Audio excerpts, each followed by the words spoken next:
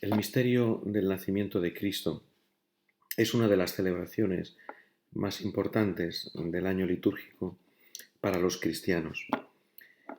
Este es un misterio fundamental de nuestra fe, que está relacionado, evidentemente, con todos los demás misterios de la vida de Cristo. Son misterios de salvación y que por lo tanto tienen para nosotros como cristianos una importancia fundamental, porque vivimos de ellos, porque de alguna manera también nosotros tenemos que reproducirlos en nuestra propia vida cristiana.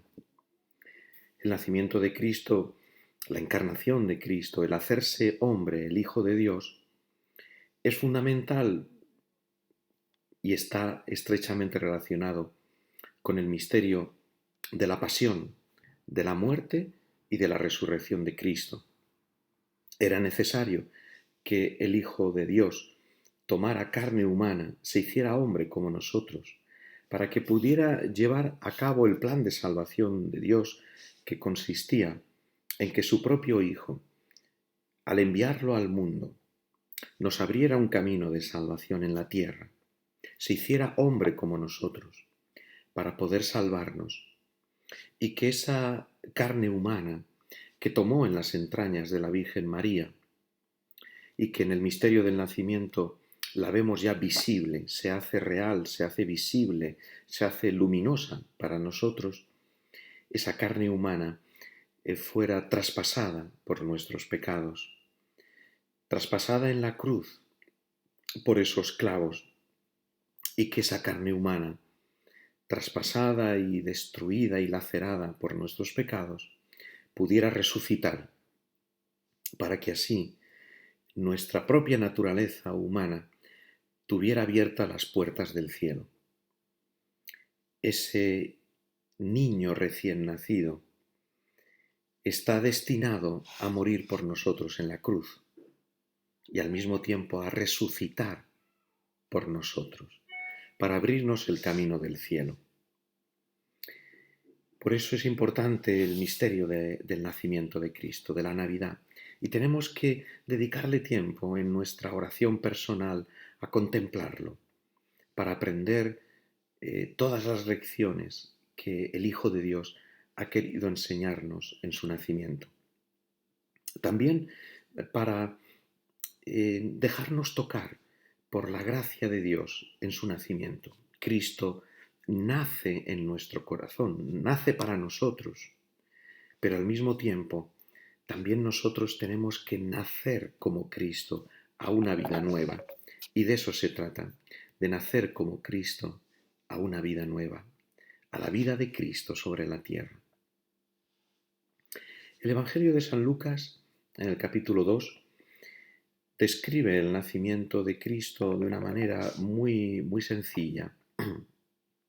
Dice que estando allí en Belén, desde donde se había trasladado la Sagrada Familia, María y José, desde Nazaret, le llegó a María el tiempo del parto y dio a luz a su hijo primogénito. Lo envolvió en pañales y lo recostó en un pesebre, porque no había sitio para ellos en la posada. Es una descripción muy sencilla, pero muy importante. Lo primero que llama la atención es que se hace referencia al hijo primogénito, como dando a entender que María tuvo más hijos. No es verdad, no es así. Es una expresión muy específica, muy técnica, muy propia de la Sagrada Escritura. El hijo primogénito hace referencia a ese primer hijo que hay que consagrar a Dios, que hay que rescatarlo, que hay que llevarlo al templo y ofrecer un sacrificio por el rescate, como había mandado Dios a Moisés, en señal del rescate del pueblo de Israel, liberándolo de la esclavitud de Egipto. Hace referencia, por lo tanto, a que Jesús va a ser rescatado por un sacrificio, 2 tórtolas, pichón, como describe el mismo Evangelio, pero que al mismo tiempo nos da a entender cómo ya el destino de Jesús está relacionado con el sacrificio, con la entrega de sí mismo. Porque el verdadero sacrificio de rescate, el verdadero rescate, la verdadera salvación, no la van a realizar esos dos pichones, esas dos palomas, sino que Cristo mismo, entregándose a sí mismo por nosotros, nos va a rescatar. Por lo tanto, ya desde el comienzo del nacimiento de Cristo se nos está anunciando la pasión del Señor, se nos está anunciando la entrega de amor. Todo el nacimiento de Cristo es una obra de amor de Dios, que culminará en la cruz y en la resurrección. Y dice el Evangelio que María es la protagonista, envolvió en pañales al niño recién nacido y lo recostó en un pesebre. Es la misma señal que el ángel dará a los pastores para indicarles que ha nacido el Salvador. Encontrarán a un niño envuelto en pañales y recostado en un pesebre. Por lo tanto, aquí hay algo especial, algo significativo, algo importante. Es un hecho natural, normal, que a un recién nacido, y más en aquella época, se le envolviera en pañales, además de una manera muy curiosa, como unas tiras de vendas, como unas fajas que prácticamente enfajaban al niño completamente sin dejarle apenas mover. Eh, esta señal quiere decir algo. Algunos han encontrado una explicación en un pasaje del libro de la sabiduría, en el que el rey Salomón describe así su nacimiento. Dice así el rey Salomón en el capítulo 7 del libro de la sabiduría. También yo soy un hombre mortal como todos, y descendiente del primero, formado de la tierra. En el vientre materno fue modelada mi carne. Durante 10 meses me fui consolidando en su sangre. Al nacer, también yo respiré el aire común. Y al caer en la tierra que a todos recibe, lo primero que hice, como todos, fue llorar. Me criaron con mimos entre pañales. Ningún rey empezó de otro modo su existencia. La entrada y la salida de la vida son iguales para todos. O sea, el rey Salomón hace referencia a que él nació como un hombre mortal, como todos, nada de grandezas, nada de cosas extraordinarias. Y de alguna manera, este gesto de envolver a Jesús en pañales hace referencia también a este pasaje del rey Salomón, en el que Jesús, evidentemente, se nos presenta primero como rey, pero además como hombre mortal, como uno de nosotros, como verdadero Hijo del Hombre. Jesús se ha encarnado, su nacimiento es verdadero, su nacimiento es un hecho real y ha nacido como todos nosotros nacemos. Por lo tanto, en este gesto, en este signo de María, de envolver a Jesús en recién nacido en los pañales, hace referencia a que Jesús es hombre como nosotros, es verdadero hombre y que se ha encarnado de verdad, de que se ha hecho uno de nosotros en verdad.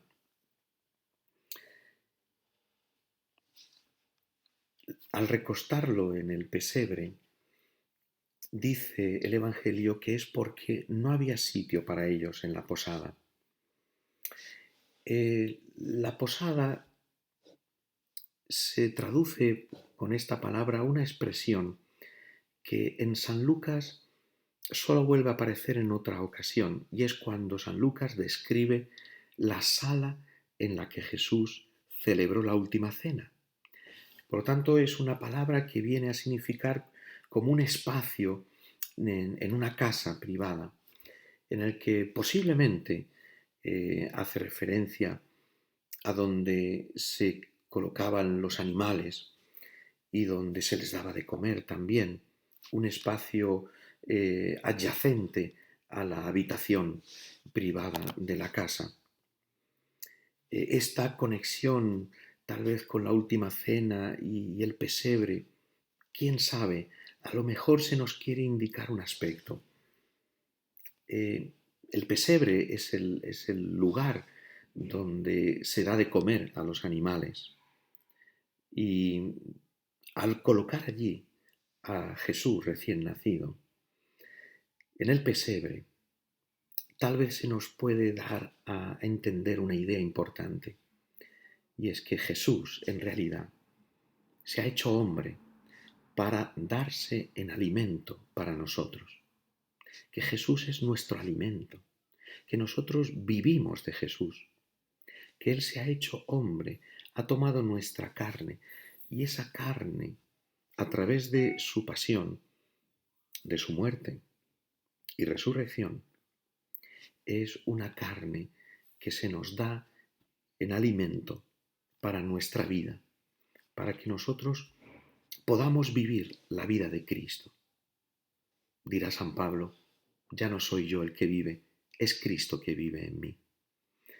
Tal vez este gesto de colocar a Jesús en el pesebre, aparte de un gran gesto, de un signo extraordinario de pobreza, de humildad, de sencillez, nos da a entender también esta finalidad de que Jesús ha venido a hacerse uno como nosotros, ha tomado nuestra carne para después poder darse en alimento para nosotros. Y de una manera especial en alimento a través de la Eucaristía, porque nosotros nos alimentamos del cuerpo y de la sangre de Cristo.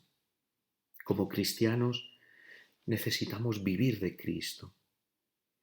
Nuestra alma anhela la vida de Cristo.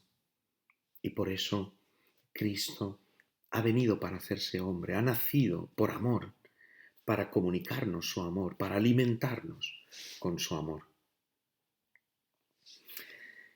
A continuación, el ángel anuncia a los pastores el gran acontecimiento. En el Evangelio de San Mateo, el primer anuncio del nacimiento de Cristo se hace a unos personajes, a los magos de Oriente, a unos sabios, de unos lugares, de unos países que no son judíos, dando a entender que el anuncio del nacimiento de Cristo va destinado también a los pueblos paganos. Aquí en San Lucas, el primer anuncio del nacimiento de Cristo le llega a los pastores. Los pastores, en la época de Jesús, no eran unos personajes bucólicos, románticos, agradables, como pueden haber sido en otra época posterior, especialmente en la Roma imperial, sino que en la época de Jesús los pastores eran unos personajes mal vistos, tenían mala fama, mal considerados, especialmente por parte de una población que era campesina. Por lo tanto, San Lucas destaca cómo el anuncio del nacimiento de Cristo llega primero a los personajes que están un poco marginados, excluidos. El anuncio del nacimiento de Cristo no llega a Herodes el primero, no llega a los sumos sacerdotes en Jerusalén, no llega a los escribas que estudiaban las escrituras, no llegan a los fariseos que se esforzaban por llevar una conducta y un comportamiento moralmente intachable. El nacimiento de Cristo llega a unos personajes mal vistos, mal considerados, porque el mensaje del nacimiento de Cristo tiene que llegar allí donde no hay luz. Por eso se hace referencia a que estos personajes pasaban la noche al aire libre, velando por turno el rebaño. Y al aparecerse el ángel, la gloria del Señor los envolvió de una claridad extraordinaria. Esta expresión solo volverá a aparecer otra vez en el libro de los Hechos de los Apóstoles, cuando se describe la conversión de San Pablo, en la que fue envuelto por una gran luz y cayendo, como se dice vulgarmente, del caballo, de su cabalgadura. Entonces recibió una luz extraordinaria que le iluminó por dentro y le iluminó el misterio de Cristo en su corazón.